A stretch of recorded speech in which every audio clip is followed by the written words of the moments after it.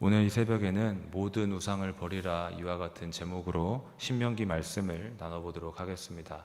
오늘 함께 읽은 말씀을 통해서 우리 삶에서 하나님의 자리를 차지하고 있는 우리의 마음을 빼앗는 모든 우상들을 다 내어버릴 수 있기를 간절히 바라겠습니다. 오늘 본문에는 하나님께서 이스라엘 백성들에게 가나안을 정복하고 또 그 땅의 7족속들을 다 진멸할 것을 명하고 있는 그 말씀이 있습니다. 또한 가나안 땅 원주민들과 절대 가까이 하지 말 것, 또 그들과 절대 혼인하지 말 것, 또 그들이 섬기던 우상들을 다 부수며 불사를 것, 이와 같은 내용들이 담겨 있는데 오늘 본문을 한 절씩 읽어가며 은혜를 나눠보도록 하겠습니다. 먼저 오늘 본문 1절을 보시면 하나님께서 너를 인도하사 내게 차지할 땅으로 들이시고 라고 하여서 하나님께서 앞으로 이스라엘을 가나안 땅으로 인도하는 그런 상황에 대하여 기록하고 있습니다.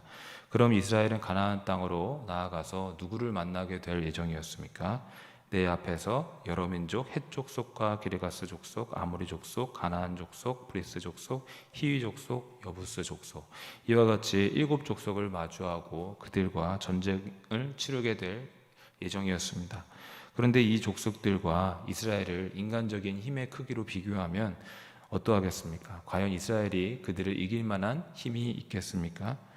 쉽지 않아 보입니다. 왜냐하면은 하반절에 또 기록되어 있는 것처럼 너보다 많고 힘이 센 7족속이라고 기록된 것처럼 그들은 수적으로도 우세하며 그들의 성읍은 크고 견고하였기 때문에 인간적으로 볼 때 이스라엘이 그들을 이긴다라는 것은 참 어려운 상황이었습니다. 하지만 이스라엘이 그들을 치고 이스라엘이 그들을 이길 수 있는 것, 그것은 바로 우리 하나님 때문인 줄로 믿습니다. 바로 하나님이 그들과 함께 하셨기 때문입니다. 하나님께서 그들을 이스라엘을 강하게 하셨기 때문에 1절 하반절에 본대로 하나님께서 7족속을 쫓아내실 때에 쫓아내시게 하실 것이었습니다. 또 뿐만 아니라 2절에도 보시면 내 하나님 여호와께서 그들을 내게 넘겨 내게 치게 하시리니, 이렇게 기록되어서 이스라엘이 강한 7족속을 치고 이기도록 하나님께서 너의 손에 넘겨줄 것이다, 이렇게 기록이 되어 있습니다. 여러분, 여기서 오늘날 우리가 깨닫는 바는 무엇이겠습니까? 그것은 하나님이 함께 하시면 그 어떤 강력한 적도 이기며 또 우리는 승리할 수 있다는 사실입니다. 여러분, 하나님의 구원은 사람의 많고 적음에 달려있는 것이 아니라 또 우리의 인간적인 조건에 달려있는 것이 아니라 우리 하나님께서 함께 하시면 반드시 이기며 승리할 수 있는 줄로 믿습니다. 또 이 땅에서 겪는 고난과 어려움도 극복하고 이겨낼 수 있는 줄로 믿습니다. 그러므로 여러분, 하나님과 함께함이 내게 힘이란 사실을 굳게 믿으시고 오직 하나님만을 의지하는 저와 영일의 모든 성도님들 되시기를 바랍니다. 나의 연약함을 바라보는 게 아니라 오늘도 크고 강하신 하나님을 더욱 바라볼 수 있는 영의 눈이 열리기를 간절히 소망합니다. 그리고 2절 중반부터 보시면 하나님께서는 이스라엘 백성들이 가나안 땅에서 행할 것에 대하여 말씀해주고 계시는데 중반절 보시면 그때에 너는 그들을 진멸할 것이라 그들과 어떤 언약도 하지 말 것이요 그들을 불쌍히 여기지도 말 것이며 라고 해서 하나님께서 그 이스라엘 백성들을 향하여 하신 말씀이 가나안의 모든 족속들을 불쌍히 여기지도 말고 그들과 어떤 교통도 하지 말고 진멸할 것을 말씀하고 있습니다. 그렇다면 하나님께서는 왜 이와 같이 그들을 진멸하라고 말씀하셨을까요? 사실 인간적으로 생각해 보면 하나님의 그들을 모두 진멸하라 이와 같은 말씀은 조금은 무자비하고 우리가 생각하는 그런 좋으신 하나님의 모습과는 다른 모습과 같습니다. 다른 모습은 아닌가 이런 생각이 듭니다. 그래서 조금은 자비를 베풀어서 그들을 진멸하기보다는 포로로 잡거나 종으로 삼아서 장작을 패거나 물을 깃는 일 등 이런 허드렛 일도 시키고 정말 유리하게 사용하면 좋지 않을까 이런 생각을 하게 되는데 하나님께서는 가나안 족속에 대하여 조금도 자비가 없어 보입니다. 진멸하라 하셨기 때문입니다. 그러면 왜 하나님께서 이처럼 말씀하셨을까요? 우리는 여기서 이해를 잘 해야 되는데 이와 같이 말씀하신 이유는 그들을 심판하시기로 작정하셨기 때문입니다. 즉 그들은 유죄 판결을 이미 받았기 때문입니다. 그들은 악한 민족으로서 아주 오래전부터 몇백 년 동안 하나님을 대적하고 또 하나님이 아닌 온갖 우상을 섬기고 또 추악한 죄악 속에 살았고 또 따라서 그들은 그런 죄에 대한 심판이 있었습니다. 거기서 만약 그들이 죄를 돌이켰다면, 회개했더라면 하나님은 아마 그동안 많은 역사적인 사실을 통해서 볼 수 있듯이 용서하시고 그들에게 재앙을 거두셨을 것입니다. 하지만 그들은 끝내 돌이키지 않았고 결국 하나님께서는 이스라엘을 그들을 치는 칼로 사용하셔서 그들을 심판하시고자 하셨던 것입니다. 여러분 죄송합니다. 우리가 이와 같은 역사적인 사실과 하나님의 엄하신 모습을 보면서 우리가 무엇을 깨닫게 됩니까?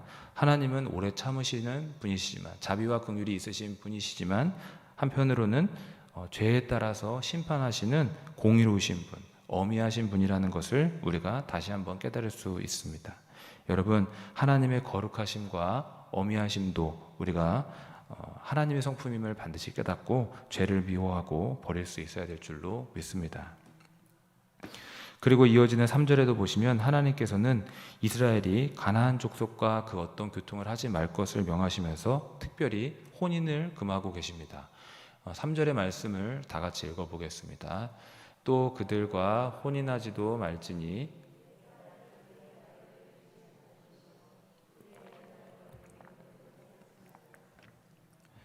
무슨 말씀입니까? 내 딸을 가나안 족속의 그 아들들에게 주지도 말고 또 그들의 딸을 며느리도 삼지 말라. 하나님께서는 가나안 족속과의 그 어떤 언약 또 교통, 혼인 관계를 맺지 말 것을 명하고 계십니다. 그리고 하나님께서 혼인을 금하신 까닭이 4절 상반절에 기록이 되어 있는데요. 그가 내 아들을 유혹하여 그가 여호와를 떠나고 다른 신들을 섬기게 함으로, 이렇게 기록이 되어 있습니다. 무슨 말이냐면 그들과 혼인했다가 이스라엘 자녀들이 자칫 우상 숭배에 빠질 수 있다. 그렇기 때문에 그들과 혼인하지 말아야 된다라는 말씀입니다. 사실 이 부분에서 혹자는 혼인이 뭐가 문제가 되느냐, 혼인한다고 다 우상 숭배에 빠지겠느냐, 배우자가 하나님을 안 믿고 우상 숭배를 하는 거는 나와 아무 상관없고 나만 하나님을 잘 믿으면 되지라고 생각할 수 있지 않을까, 이런 생각도 듭니다만은 사실 이게 그렇게 간단하지가 않습니다. 왜냐하면 당시 결혼은 신들의 이름을 걸고 결혼을 하기 때문에 우리도 그리스도의 이름으로 하나님의 거룩하신 이름으로 결혼을 하는 것과 마찬가지로 당시에도 신들의 이름을 걸고 결혼을 이루어졌기 때문에 이방인과 결혼하는 것은 우상을 따르게 되는 그런 가능성이 더 많아지게 되는 일이었습니다. 이와 같은 이유로 가나안 족속과 혼인을 금했던 것입니다. 다시 말해서 하나님을 믿지 않고 죄를 범하는 이들과 결혼했다가 나도 동일하게 하나님을 버리고 그 땅의 풍습을 따라가며 우상을 따라갈 수 있기 때문에 그들과 절대 혼인하지 말라고 말씀하신 것입니다.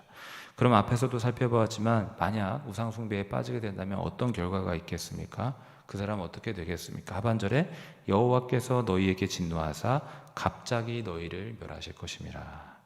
하나님의 진노와 하나님의 심판이 있다고 분명히 기록하고 있습니다. 여러분, 우상 숭배는 하나님의 법을 어기는 죄인 줄로 우리가 알아야 될 줄로 믿습니다. 하나님 외에 다른 신은 없는데 신이라고 부르며 우상을 새기고 또 조각하거나 절하는 것은 결코 해서는 안 된 일이며 그것은 하나님 보시기에 악한 것이므로 절대로 그와 같은 일을 벌이면 안 되겠습니다. 그리고 우리는 어떻게 살아야 됩니까? 또 이스라엘이 혼인을 통해서 죄를 빠질 가능성이 많았던 것과 같이 애초에 그런 죄를 범하지 않기 위해 혼인을 금했던 것 같이 우리는 우리를 유혹하고 넘어지게 하는 것들을 애초에 멀리해야 되는 그런 삶의 습관도 가져야 될 줄로 믿습니다. 데살로니가전서 5장 22절에도 악은 어떤 모양이라도 버리라 라고 기록되어 있습니다. 죄악이 내 속에 틈타지 못하게끔 항상 경계하고 나를 넘어지게 하는 또 유혹하게 하는 것들이 있다면 애초에 멀리하고 피하고 가까이 하지 말아야 된다는 것을 우리가 이 말씀을 통해서 기억할 수 있습니다. 이제 마지막으로 이제 본문 5절을 보시면은 이스라엘이 행하여야 할 것이 구체적으로 무엇인가가 나오는데 모든 우상들을 완전히 부수고 완전히 찍어버리며 불태울 것을 명하고 있는 말씀이 있습니다. 5절의 말씀을 함께 읽어봅니다. 오직 너희가 그들에게 행할 것은 이러하니 그들의 제단을 헐며 주상을 깨뜨리며 아세라 목상을 찍으며 조각한 우상들을 불사를 것이니라. 아멘. 여기서 오직 너희가 행할 것은 이라고 하면서 이스라엘이 구체적으로 행동할 바가 무엇인지가 기록되어 있는데, 우상의 제단, 우상의 상들을 모두 찢고 깨고 불사르며 완전히 없애라고 말씀하고 있습니다. 이 말씀은 단지 어떤 건축물을 부수고 없앤다라는 의미를 뛰어넘어서 우상과는 그 어떤 타협도 없다라는 사실입니다. 우상과는 절대로 교통해서는 안 된다는 것입니다. 오직 하나님 신앙으로 서라는 말씀입니다. 그렇다면 가나안 땅에는 어떤 우상들이 있었을까? 바알과 아세라 우상이 대표적이었습니다. 당시 가나안 땅에는 바알의 돌기둥과 나무로 만들어진 아세라 목상이 굉장히 많았다고 알려집니다.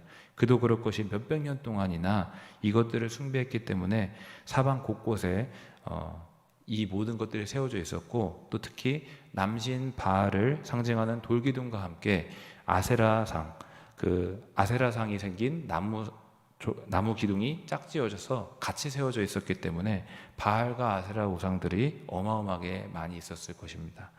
그런데 이와 같이 많은 우상들을 어떻게 해야 된다고 말하고 있습니까? 모조리 완전히 철폐하고 없애야 된다. 이렇게 결단함으로써 타락을 부추기는 것들을 다 없애고 오직 하나님 신앙으로 살아야 된다라고 말하고 있습니다. 여러분, 5절의 하나님의 말씀은 오늘날 우리에게 어떤 의미를 주겠습니까? 우리도 우리를 타락하게 하는 것들, 우리를 넘어지게 하는 것들을, 또 우리 마음속에 있는 그 우상들을 하나님 앞에서 다 회개하고 내어놓아야 된다는 사실입니다. 예를 들어서 우리가 하나님 중심으로 살아가지 못하게 하는 것들, 세상에서 즐기고 있는 그런 세상의 쾌락들, 그것이 육체적인 쾌락일 수도 있고, 또 탐욕일 수도 있고, 돈일 수도 있고, 명예와 권력일 수도 있고, 유형이든 무형이든 우리가 그 모든 것들을 다 버려야 된다는 사실입니다. 말씀을 정리합니다. 오늘 우리는 하나님 중심으로 살아야 함을 깨닫습니다.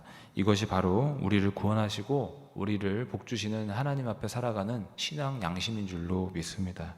그리고 그렇게 살기 위해서 우리가 우리 마음속에 또 우리의 삶에 있는 모든 우상들을 완전히 버릴 수 있어야 되겠습니다.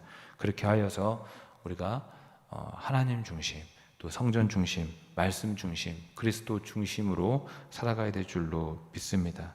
그래서 우리가 거룩성을 지켜야 되며, 또 그것이 참 어려운 시대 속에 살고 있는데 그렇게 우리를 넘어지게 하는 것들이 있다면 이거는 나에게 정말 죄가 되게 하고 항상 나로 하여금 하나님 앞에서 좀 벗어나게 한다 하는 그런 것들이 있다면 그런 것도 깨어있어서 분별하고 버릴 수 있도록 우리가 해야 될 줄로 믿습니다. 우리의 힘으로는 약하기에 오늘도 기도합니다. 성령님 오셔서 내 마음속에 있는 우상들을 다 버릴 수 있도록 도와주시고 하나님 중심으로 살아가게 하여 주옵소서. 이와 같이 기도해야 될 줄로 믿습니다. 함께 기도하겠습니다. 잠시 기도합니다. 하나님 감사합니다. 하나님의 놀라운 구원의 은총과 또 살아계셔서 우리를 항상 도우심을 믿고 또 이 시간 감사함으로 고백합니다.